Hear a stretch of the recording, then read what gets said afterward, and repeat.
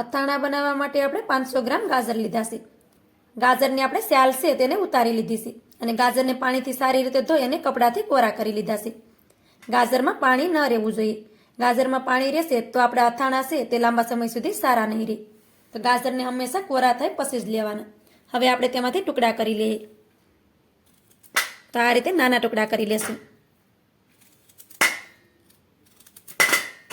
બધા ગાજરના આપણે આ રીતે નાના ટુકડા કરી લીધા છે. હવે તેમાંથી આપણે લાંબી શીરું કરવાની છે. તો આ રીતે આપણે એમાંથી લાંબી શીરું કરી લેશું અને આ રીતે રેસાનો ભાગ છે તેને આપણે કાઢી લેશું. આ રીતે તેને કાઢી નાખવાનું.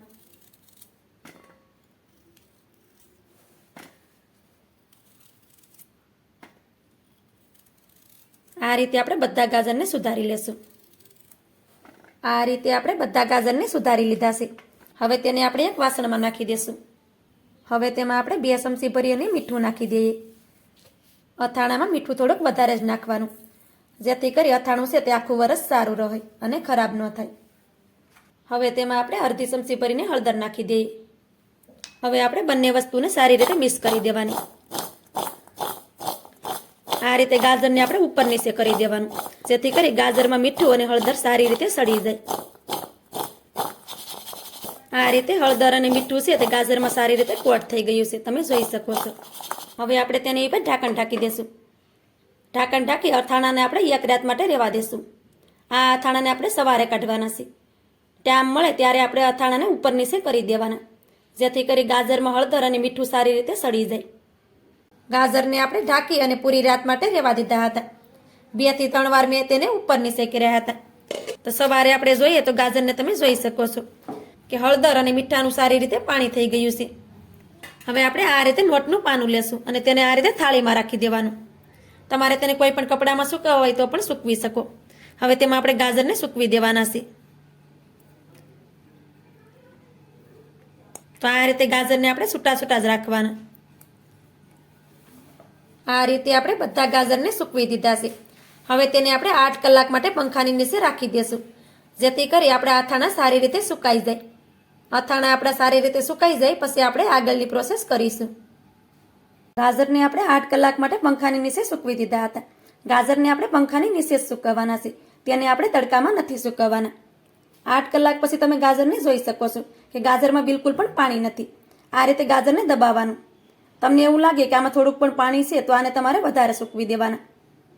ગાજરમાં જો પાણી રહેશે તો આ અથાણું લાંબા સમય સુધી સારું નહીં રહે, તેનું ખાસ ધ્યાન રાખવું. હવે આપણે ગાજરને થોડી વાર માટે સાઈડમાં રાખી દેશું અને મસાલો બનાવી અને રેડી કરી લેશું. મસાલો કરવા માટે આપણે એક વાસણ લઈ લીધું છે. હવે તેમાં 4 ચમચી ભરી અને મેથીના કુરિયા નાખી દઈએ.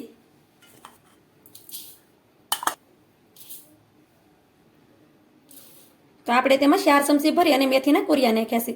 આપણે મેથીયું ગાજરનું અથાણું બનાવીએ છીએ. તમારે અડધા મેથીના કુરિયા અને અડધા રાઈના કુરિયા લેવા હોય તો પણ ચાલે, પણ ગાજરનું અથાણું છે તે મેથીના કુરિયામાં સરસ લાગે છે. તો એકવાર ચોક્કસથી બનાવજો. હવે તેમાં આપણે 1 ચમચી ભરીને વરિયાળી નાખી દઈએ. 7 થી 8 આપણે કાળા મરી નાખી દઈએ. થોડીક તેમાં હળદર નાખી દઈએ. સ્વાદ પ્રમાણે મીઠું નાખી દઈએ. હવે બધી વસ્તુને સારી રીતે મિક્સ કરી દઈએ. તમે હિંગ ખાતા હોય તો ચોક્કસથી એડ કરજો, કેમ કે અથાણામાં અમને હિંગની ફ્લેવર પસંદ નથી એટલે મેં નથી નાખી. તો બધી વસ્તુને આપણે સારી રીતે મિક્સ કરી દીધી છે. વઘારિયામાં આપણે 3 ચમચી જેટલું સિંગનું તેલ ગરમ કરી લીધું છે. થોડુંક તેલ ઠંડુ થાય એટલે આપણે મસાલામાં નાખી દેવાનું. તો આ રીતે તેલને આપણે મસાલામાં નાખી દઈએ. મસાલામાં તેલ નાખી થોડી વાર માટે તેને ઢાંકી દેવાનું.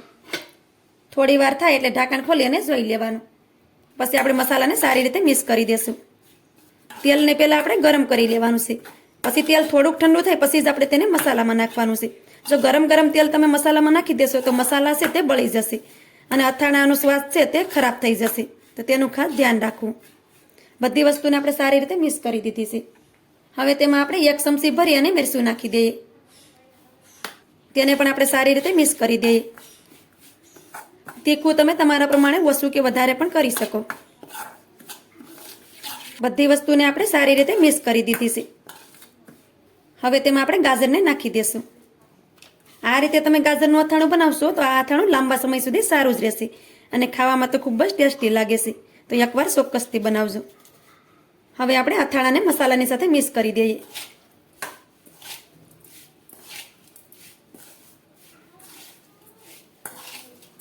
ગાજરને આપણે મસાલાની સાથે સારી રીતે મિક્સ કરી દીધા છે. અથાણાને તમે જોઈ શકો છો કે જોતા જ ખાવાનું મન થઈ જાય તેવું આપણું અથાણું બનીને રેડી થઈ ગયું છે. હવે આપણું અથાણું લાંબા સમય સુધી સારું રહે અને કાળું કે ચીકણું ન થાય તેના માટે આપણે તેમાં 1 લીંબુનો રસ નાખી દઈશું. તો આપણે અહીં આખા લીંબુનો રસ કાઢીને લીધો છે, તો તેને નાખી દેવાનો છે.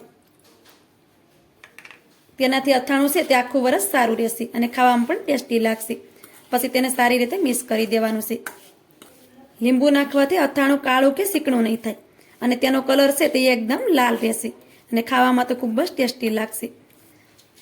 તો આપણું અથાણું બની અને રેડી થઈ ગયું છે, તમે જોઈ શકો છો. તો મારી આજની રેસીપી તમને સારી લાગી હોય તો લાઈક કરી કોમેન્ટ કરી દેજો. ચેનલ પર નવા હોય તો ચેનલને સબસ્ક્રાઈબ કરવાનું ભૂલતા નહીં. તો મળીએ એક આવી જ નવી રેસીપીની સાથે. ત્યાં સુધી બધાને જય માતાજી.